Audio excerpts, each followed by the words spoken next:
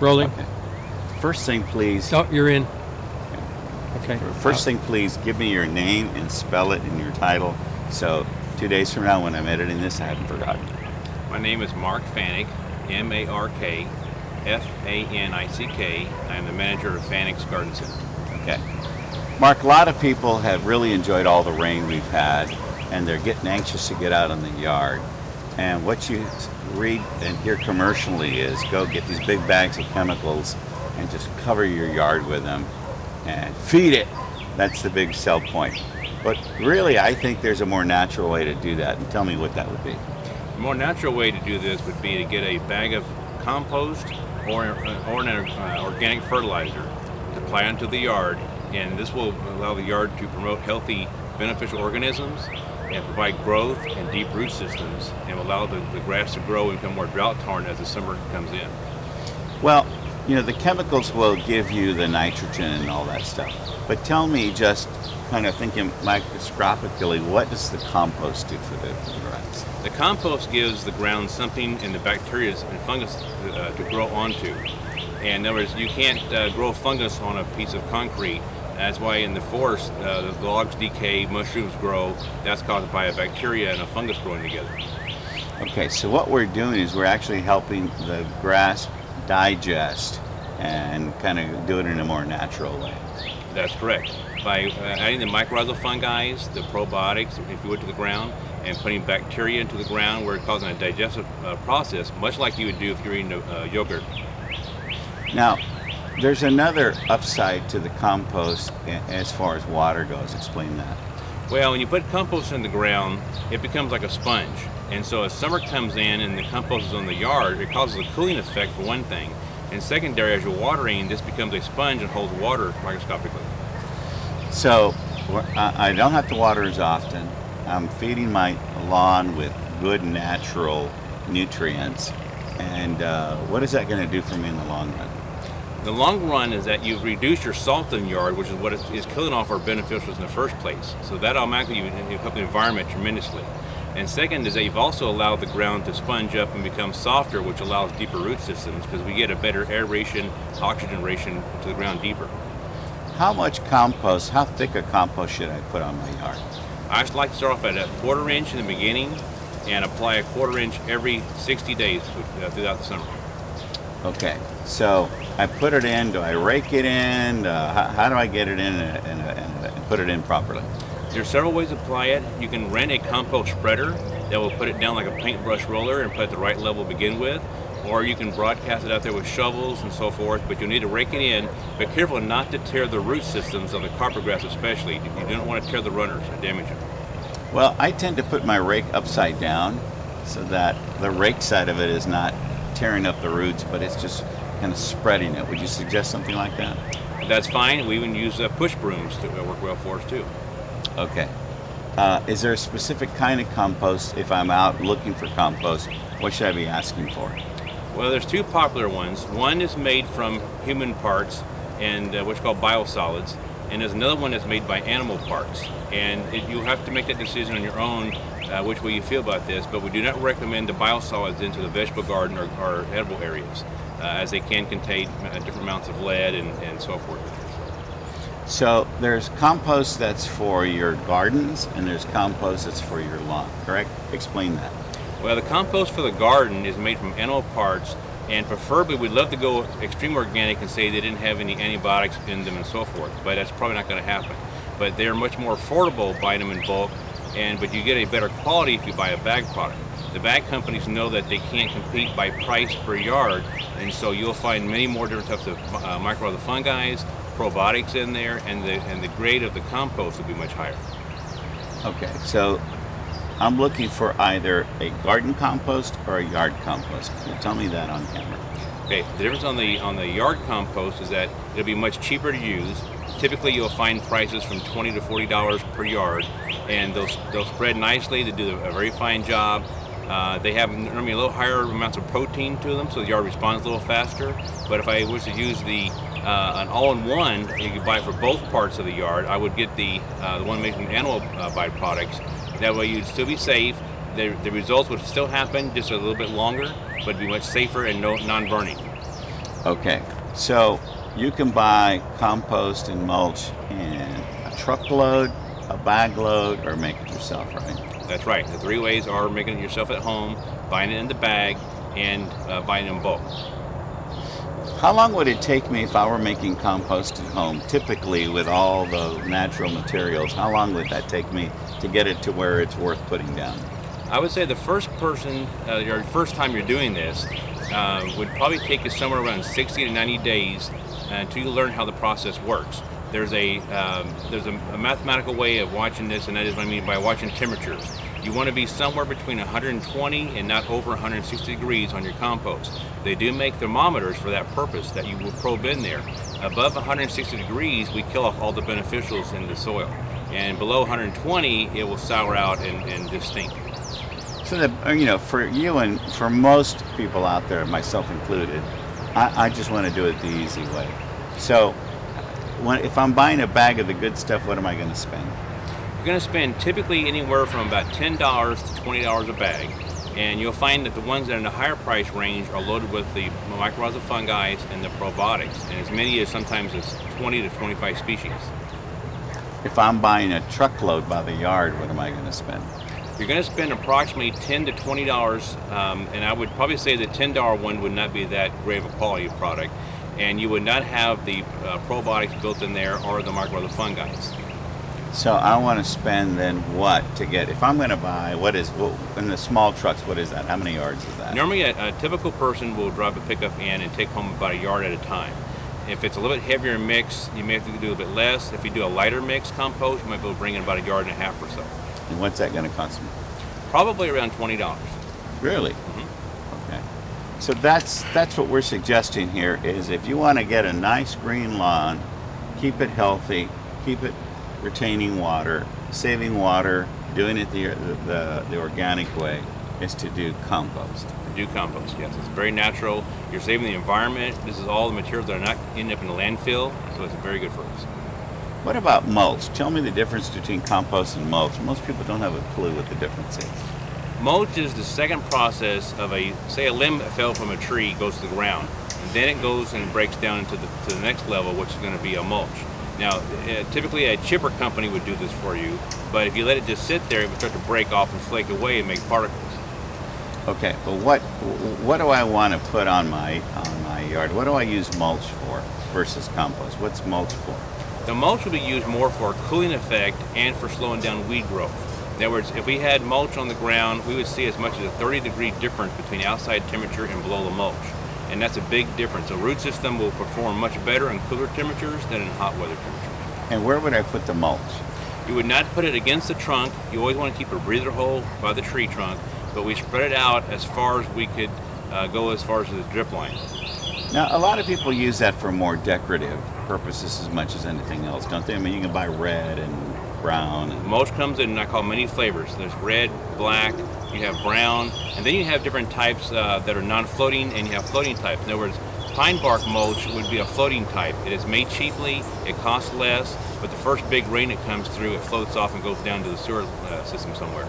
If you do a cypress mulch, it's a little cheaper than cedar. It locks in real well, has long pieces, and it blends and holds color very well. And then the cedar mulch is one of my favorites because it repels insects. So it's also a non-floater. It's normally either a double grind or a single grind. And double grind just means it went to the chipper twice. And you apply this onto the ground, and at the same time you help repel some insects. Great for the vegetable garden. Now, pine bark I like for the vegetable garden because as it does decay, and it will decay at a much faster rate, it can be turned into the garden and used as a humus or compost. Your hand keeps on going inside.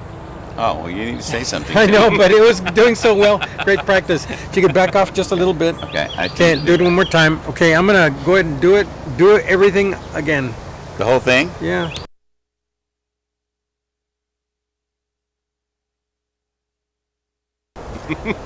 Why make him do it twice? Practice. I mean, we're going to shoot some B-roll. Rolling. Okay. I see mulch as something that's really more decorative, and yes, it has its effects, but you're not going to cover your lawn with mulch. No, and you wouldn't want to. If you did the mulch on the yard, you would cover it up, block sunlight, and the grass would eventually die off and decay itself. But if we did compost, they're much finer particles, and they float past the grass leaves and land up on top of the root system, and then they'll decay one more time down the road again, and will actually soften the ground and make it more porous. Well, and really compost is made to feed the lawn. Mulch is made to do what? Mulch is strictly there to hold the temperature back and the weeds back, and nothing more. And I've seen a lot of places where I see that mulch just piled up against the tree. You've seen that. They almost like what I call an ant bed. This thing is piled up against the tree. That's a bad idea, isn't it? It is a bad idea. We also call it the volcano effect. And it's mounted up very high, and you'll see it in that nice pretty red shades. They want to make it very, the only positive to that whole aspect to it is it keeps a weed whacker away from the tree trunk, which causes a lot of damage. Okay. What else should we cover that so that people understand compost and how about saving water and water quality? You don't have a lot of runoff. I think you mentioned that, but let's make sure we get that. Let's make sure we talk about that. Still rolling? Okay. Still rolling. You know, beyond what compost does to feed our grounds naturally, you know, we want to save water. I don't want to keep watering my lawn. Does that help me out? It does, especially on the compost, because as it builds over years in the ground, it gets deeper and deeper, and the water will start to sink faster and faster. So in a typical half-inch rain, we can see the water absorb much faster, much like a sponge on the sink. It'll just draw it into the ground much quicker. If it's hard panned, you'll have typically about 80% runoff. So a half-inch rain, you might benefit only 10% of that or so. So when I put compost down this year, there are a lot of places to pick it up here in town, I would assume. There are several sources in town to pick up compost. Everybody has a different quality of method they make theirs. Again, price point would dictate the quality of the compost, but even the cheap one has a benefit to the yard. It's just that the higher end ones will give you more results because there's more protein, more nitrogen, and trace elements built inside. So when I'm looking for a bag of compost, is there something like a number or something that'll tell me what I'm buying? Some compost will have numbers on there. You'll see typically if it's a good compost broken down properly, it will not have any more than 1% nitrogen. And typically you'll see 0.3s and 0.5s. And then you'll look for trace elements in there, and then you'll look for I call the added bonus, which is the mycorrhizal fungi, which typically will have 3 to 15 species, and then the bacterias. And the bacteria will also range from about 3 to about 9 species typically. Okay, now the whole bacteria thing about compost being kind of like yogurt for your soil. Mm-hmm. Yeah, let's talk about that. So tell me how, in the long run, compost helps my grass grow better. The way compost will help your grass grow better is that just like if we took yogurt and ate it and we build up our digestive system and we find ourselves more regular, you might say, that happens in the yard too. The yard would build up a healthy, beneficial microbe system inside there. All the food that typically would be broadcast in the yard would end up being used almost at 100% rate because you have what I call a little Pac-Man working in the soil, breaking up the ground, and these little guys would chew up food and digest it for you. So what about the stuff that every place is selling, you know, a big old bag of fertilizer that's just white pellets? How does that compare to what we're talking about? Well, if we use chemical fertilizers, which are typically about 90% salt, the negative of this is that if you want to kill something and kill a tree stump, or if you go to the Dead Sea Scrolls, all that is from salt. Salt kills life. So if we put microbes in the ground and then we just say, well, I'm going to go back and buy a certain brand of fertilizer that has typical salt in it, we just destroyed everything we worked for to make the yard better. That's dead on. Okay, good. Stop. Okay, now, okay, what do we got here? All right, this one here is cotton burr compost. And cotton burr compost is made from the cotton plant with the cotton burr that's pulverized. This is one of my highest nitrogen factored. This is what we're looking at here. Right. This compost here is cotton burr compost, and this is made from the cotton plant. They take the cotton burrs off the plant, it has a lot of protein, and they compost them down. And you notice how chunky this material is. This one is great for the garden use, and it's also good for on top of the yard. It can be spread across the yard like this. And what it's designed for is to give you a lot of nitrogen, and it will soften the ground, give you a lot of fiber in the ground quickly. But this is more for a garden. This is more for the garden, but excellent for the yard too. Okay, all right, hang on, and go. Okay. This particular product here is pine bark. This is pulverized pine bark, and if you notice how moist this is, this holds a lot of moisture inside here. This is the one that I like because if you put in the garden, it will soften the ground, make it very pliable, but it has no nitrogen factor at all. This will add nothing for a nutritional factor, but it'll be great for a cheaper way of putting compost and making the ground softer. Got it. 2, go. Now this is the cheapest of all the ones out there. This is considered just a hardwood mulch, which basically means there could be typically as many as 10 kinds of trees broken into this product here. It has no nutritional factor to it. It's a very soft product, very good for using for landscape and or in the ground both. But I can't tell you exactly what tree it came from, but it does a good job of softening the ground. So no nutritional value. No nutritional value at all. Okay, but it holds water. Holds water and will allow funguses to grow onto it. Okay, and go. Go. This one here is called cypress mulch. This is ground up cypress trees, and if you notice the nice rich natural brown tone to it, this has not been dyed, and it has a nice coarseness to it. What it will not do is be a great one for the garden because it will not break down easily, but if we had this on top of the landscape and a big rain came, it will stay like this. It will not flood off and move away. So this is for your yard. This is for your grass. For the trees and, well, more for the trees. More for trees and landscape. Okay. Okay, good. And go. All right, now this is my favorite of all the brands out there. This is from a company called Fox Farm. This is made from forest compost from the Humboldt Nation in California. And this bag here has a lot of nutritional factor in here. It has a lot of earthworm castings. It's got a lot of little animal protein parts in there. And it's loaded with mycorrhizal fungi and probiotics. So if you had brown patch in the yard in the past, this will help cure it and stop it from coming in the first place. This will basically inoculate your yard, then not have any diseases prone for it. It also helps save water. Tell me that. Also, this saves water very well because it's very spongy, and you notice how I can almost kind of squeeze it. It just has a very porous overall surface to it, so it holds water very nicely. Go. Which also means you'll be watering your yard much more. I'm sorry. Do it again. This will also allow you to not water the yard so frequently because as this gets moistened, it'll hold and retain moisture and allow the moisture to go deeper into the yard. What's this? This is cow manure.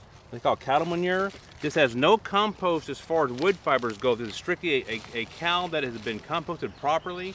And if you notice that the squeeze is very tight, it does not pack. It stays nice and loose and very pliable. This gives you a full 1% nitrogen count. And this is not going to be there to necessarily be a big moisture control product, but it gives you a good, great organic way of feeding the yard at a pretty cheap price.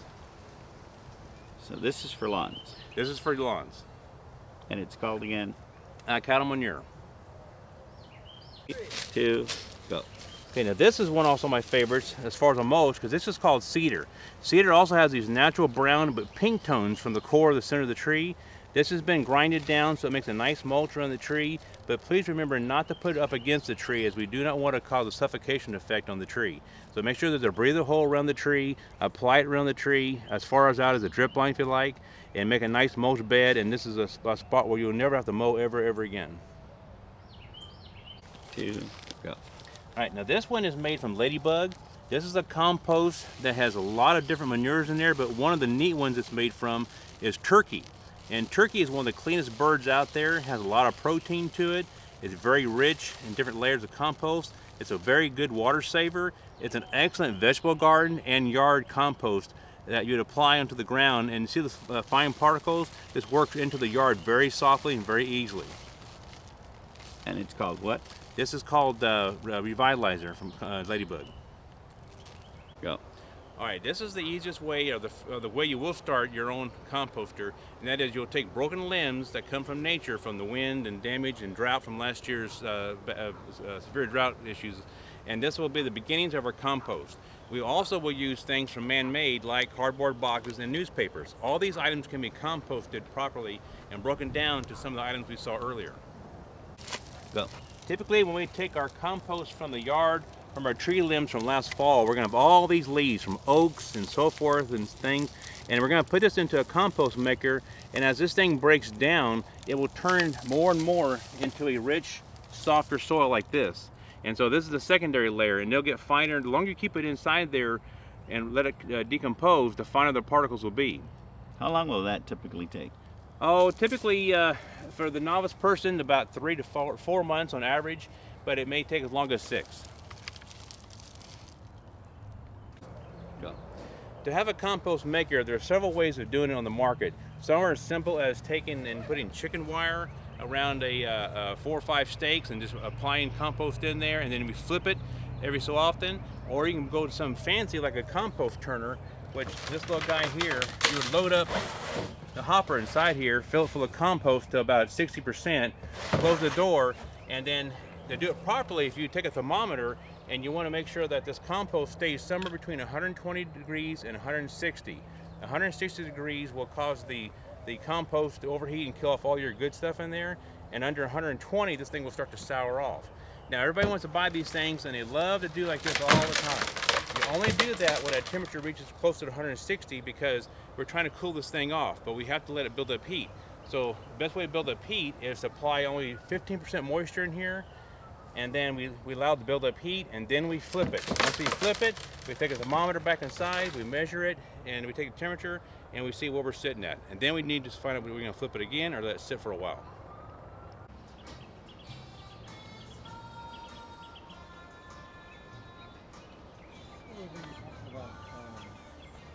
I wasn't about to like deal with committees. Yeah. No, we're much simpler than that. Either yes or no. Yeah. Well, I told George yesterday, the only thing I said, I was,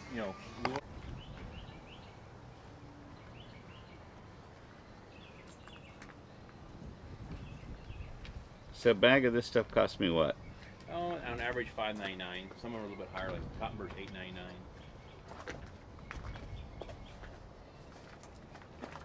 So I end up going somewhere and get. You won't be able to, say, have micro other fungi and. By the way, that's crossbody, right? Yeah.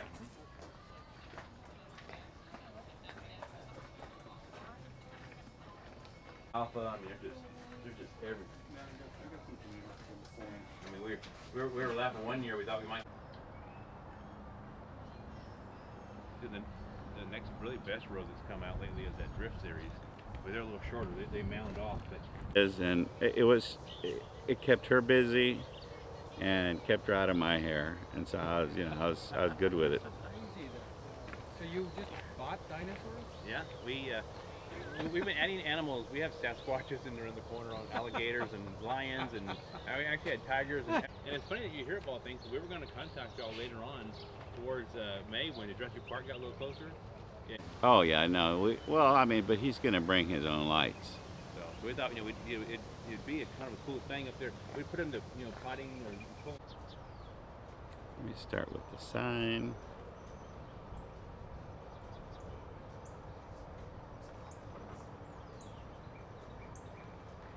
That peach tree right there. A squirrel planted that peach tree from the Los Feliciana seedlings, but